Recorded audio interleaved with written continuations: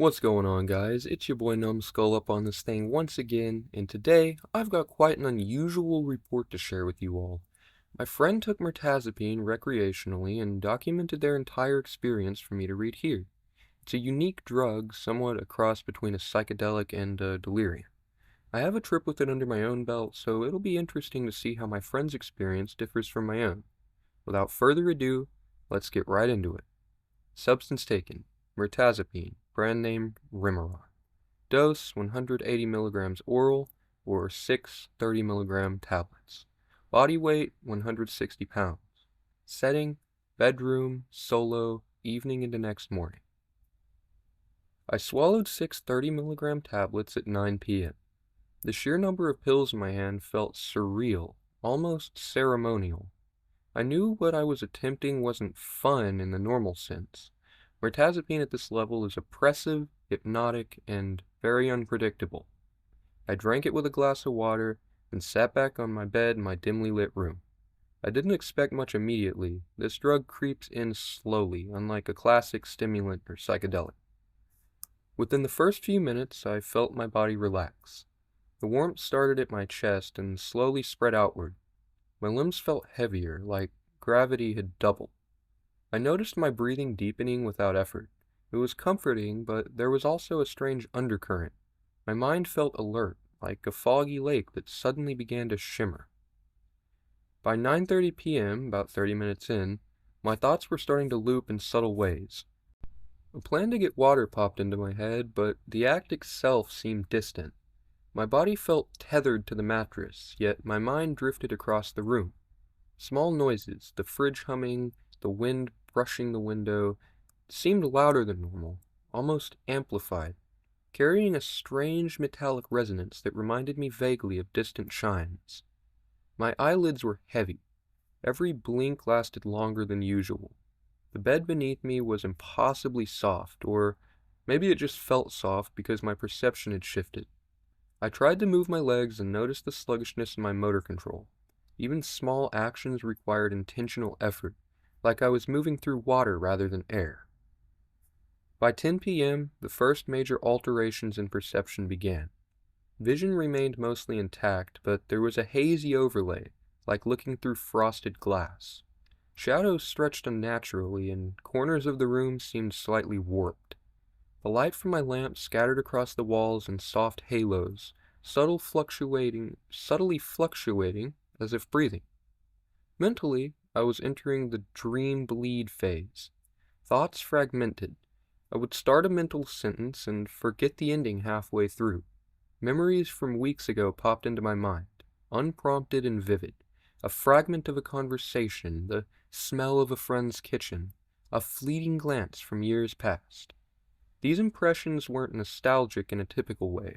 They felt detached, as if I were observing someone else's life through a foggy window.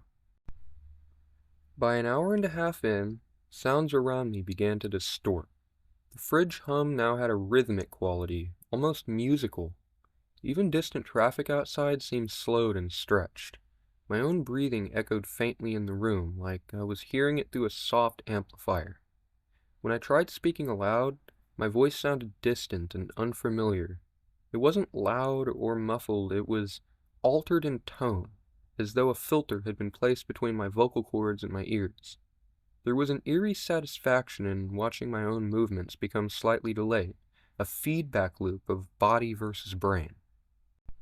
By 11 p.m., my eyes were half closed, and the first real visual hallucinations appeared.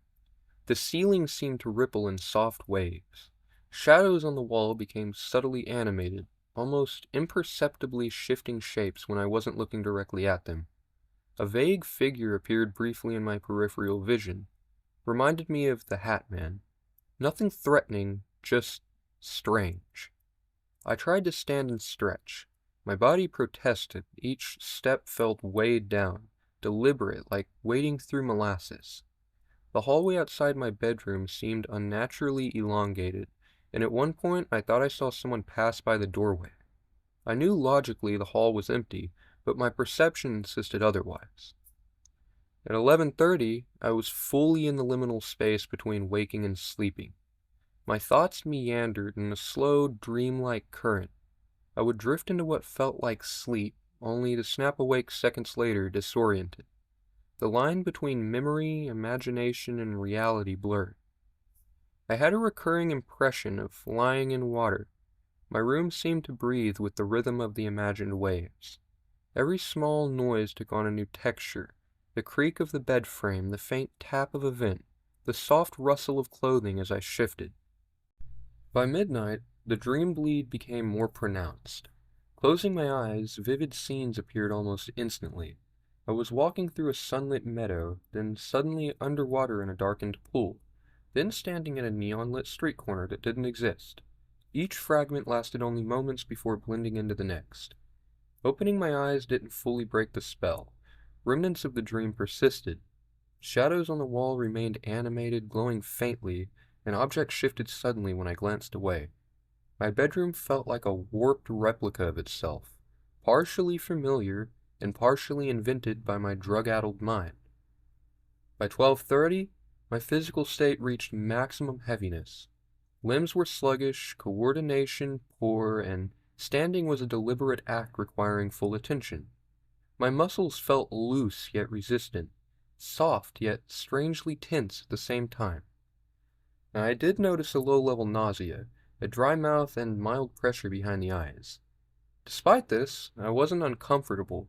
The sensations were just part of the heavy cocoon of mirtazapine. I was fully aware of the physicality, but unable to act with normal fluidity. At 1, auditory hallucinations reached a peak. Environmental sounds carried a metallic, echoing quality. My own footsteps on the floor sounded hollow, distant, unrecognizable. I attempted to hum along with the distorted rhythm of my breathing, but the feedback loop of sound made me dizzy.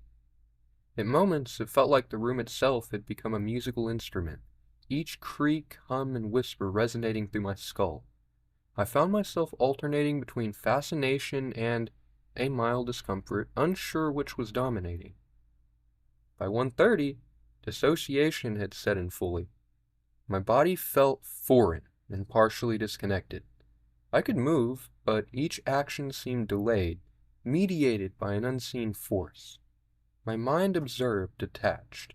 Thoughts were fragmented into loops, planning to get water, forgetting, remembering, forgetting again. The cycle repeated endlessly. Visually, the room had warped further. Objects appeared to melt subtly into one another. Walls leaned in slightly, then receded. Shadows took on alien geometry. The effect wasn't threatening, more uncanny than scary, but it was profoundly disorienting. By 5 hours in, I was teetering between consciousness and sleep. Dream sequences dominated my mind. I was in a forest, a deserted city street, an endless desert.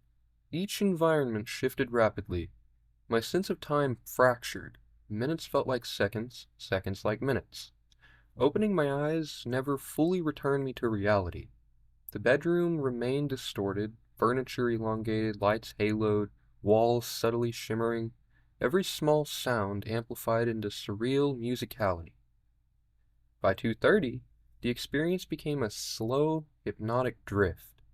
I could no longer separate dreaming from waking fully. Thoughts and hallucinations intertwined, creating a continuous, immersive state. I had fleeting emotional reactions, amusement, mild anxiety, awe, nothing intense, but each persistent in its own way. I noticed the subtle trailing effect with my vision, moving my hand left behind faint, shimmering afterimages like my eyes were trying to catch up to reality. 6 hours in, the intensity started to decrease slightly. Visuals receded, but traces remained. Shadows softened, ripples on the ceiling faded. Body heaviness remained, but coordination slowly improved. Auditory distortion softened, though faint metallic echoes lingered. I could now focus on minor tasks, drinking water, adjusting pillows, stretching limbs, small victories. Mental clarity returned in fragments, though the dreamlike mood persisted. By 3:30, I drifted fully towards sleep. I carried with me fragments of the surreal night, Faint echoes of shadows, memories of impossible streets, soft trails of sound. Sleep was deep, dream-rich, and reflective of the drug's onirogenic tendencies. The morning after, at around 9 a.m., I awoke groggy, limbs heavy, and head foggy. There was no euphoria, no rush, only the residual effects of a night spent in liminal states. Vivid dreams persisted, fading slowly over the day. Appetite returned gradually, coordination normalized, and the world felt fully grounded again. High-dose mirtazapine is not recreational in the usual sense. There's no thrill, no energy, no social high. It is heavy, hypnotic, dreamlike, and profoundly disorienting. Auditory distortions, visual shifts, and dreamlike hallucinations dominate, while the body is weighted and sluggish. It is unique among pharmaceuticals, occupying a liminal space between sedation, hypnagogia, low-level delirium, and psychedelia. I wouldn't recommend casual use. It is intense, unpredictable, and it can get uncomfortable.